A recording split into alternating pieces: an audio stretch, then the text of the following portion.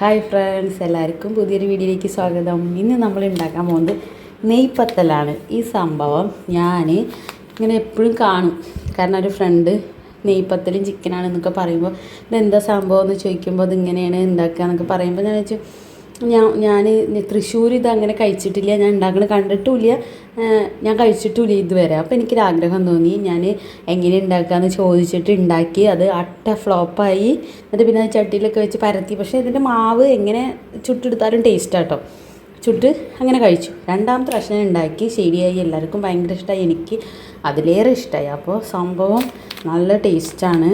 തൃശ്ശൂർ ഏരിയയിൽ ഉണ്ടാക്കുന്നവരുണ്ടോ ചോദിച്ചാൽ എനിക്കറിയില്ല, ഞാൻ കണ്ടിട്ടില്ല, കഴിച്ചിട്ടുമില്ല. ഞാൻ ആദ്യമായിട്ട് ഈ പ്രായത്തിലാണ് ഇപ്പോൾ ഈ സംഭവം കഴിക്കുന്നത്. അപ്പം ഞാൻ ഉണ്ടാക്കി, ടേസ്റ്റ് ഉണ്ടായിരുന്നു.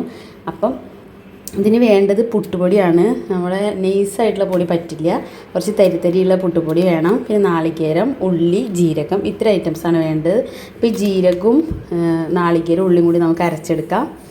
ബാക്കി പൊടി നമുക്ക് ഇതിലേക്കിടാം. നിങ്ങൾക്ക് എത്ര പൊടിയാണോ ആവശ്യം അത്രയ്ക്ക് പുട്ടുപൊടി എടുക്കുക. എന്നിട്ട് എനിക്ക് ആവശ്യത്തിന് ഉപ്പിട്ടിട്ട് നന്നായിട്ട് ഇളക്കി വയ്ക്കുക.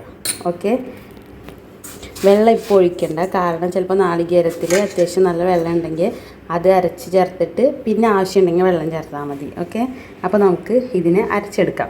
നാളികേരവും ജീരകവും ഉള്ളി ഇട്ടിട്ട് ഞാൻ അരച്ചെടുത്ത് വരാം. ഈ അരച്ചതിന് തന്നെ ഭയങ്കര നല്ല സ്മെല്ലാട്ടോ, ജീരകം, ഉള്ളി, നാളികേരമൊക്കെ കൂടിയിട്ട്. അപ്പോൾ ഇതിലേക്ക് ഒഴിച്ചു. നമുക്കതൊക്കെ നന്നായിട്ട് ഇതിലേക്ക് ഒഴിച്ചു കൊടുക്കാം. നന്നായിട്ട് കുഴച്ചെടുക്കുക. കയ്യിൽ ഒട്ടിപ്പിടിക്കാത്ത പരുവത്തിൽ നന്നായിട്ട്, ഇതിപ്പോൾ ആയിട്ടില്ല, നന്നായി കുഴച്ചെടുക്കണം. നന്നായി കുഴച്ചെടുത്തിട്ട് വരാം. കുറച്ച് ജീരകം ഇട്ട് കൊടുക്കുക. എനിക്ക് രണ്ടും കൂടി കാണിക്കാൻ പറ്റാത്ത കാരണമാണ് ഒരുമിച്ച്.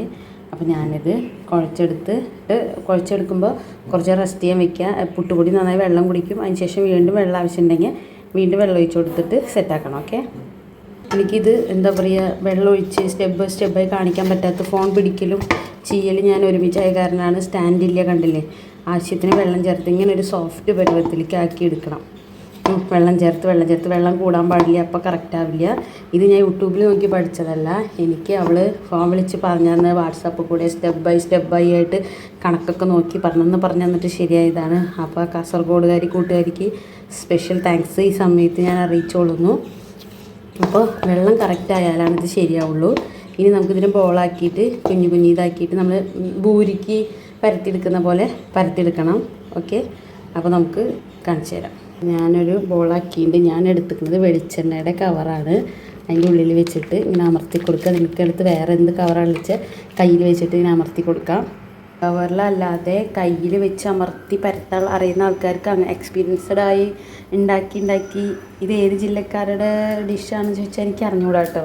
കണ്ണൂരാണോ കാസർഗോഡാണോ അതോ മലപ്പുറമാണോ എന്ന് എനിക്ക് അറിഞ്ഞുകൂടാ. പക്ഷേ സംഭവം നല്ല ടേസ്റ്റാണ്. അപ്പോൾ ഇത് കയ്യിൽ വെച്ച് ഇങ്ങനെ പരത്തി ഉണ്ടാക്കി കവറൊന്നും ഉപയോഗിക്കാതെ അറിയുന്ന ആൾക്കാരുണ്ട്, നമുക്കറിയാം ഇഷ്ടം പോലെ. പക്ഷേ ടേസ്റ്റ് എനിക്കത് മാത്രമേ അറിയൂ. അടുപ്പത്ത് ചീനച്ചട്ടി വെച്ച് എണ്ണ ചൂടായി കഴിഞ്ഞാൽ നമുക്ക് ഇതിൻ്റെ ഉള്ളിലേക്ക് ഇട്ട് കൊടുക്കാം. ഇട്ട് കൊടുക്കുമ്പോൾ ഇത് നല്ല ബബിൾസ് പോലെ പൊന്തി വരും. ഓക്കെ, നമുക്ക് ഒരെണ്ണെടുത്തിട്ട് ഇട്ട് കൊടുക്കാം. എണ്ണ നന്നായി ചൂടായിട്ട്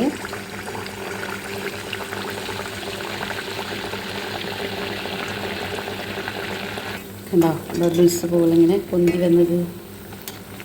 ഇങ്ങനെ നമ്മുടെ ഭൂരിക്ക് പൊന്തുന്ന പോലെ പൊന്തും. ഇനി നമുക്കിത് നന്നായിട്ട് മൂക്കുന്ന വരെ മൂപ്പിച്ചെടുക്കാം.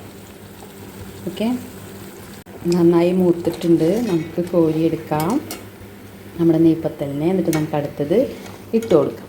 ഭൂരിനെ എണ്ണയിലേക്ക് ഇട്ടിട്ട് ഇങ്ങനെ ഇങ്ങനെ ആക്കി കൊടുക്കണ പോലെ ആക്കി കൊടുത്താൽ ഇതും ഇങ്ങനെ പൊള്ളച്ച് വരും. കണ്ടില്ലേ? ഇത്രയേ ഉള്ളൂ പരിപാടി.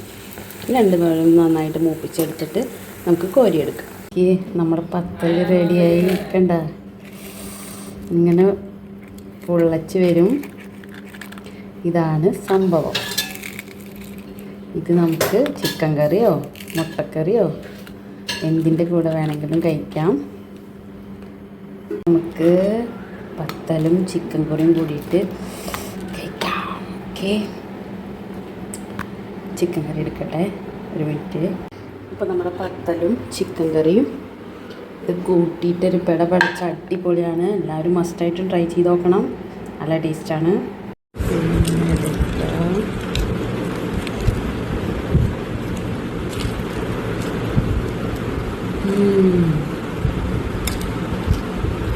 അപ്പം എല്ലാവരും മസ്റ്റായിട്ട് ട്രൈ ചെയ്യണം. അടിപൊളി ടേസ്റ്റാണ്. അപ്പം എല്ലാവരും ലൈക്ക് ചെയ്യണം, സബ്സ്ക്രൈബ് ചെയ്യണം. Okay, by.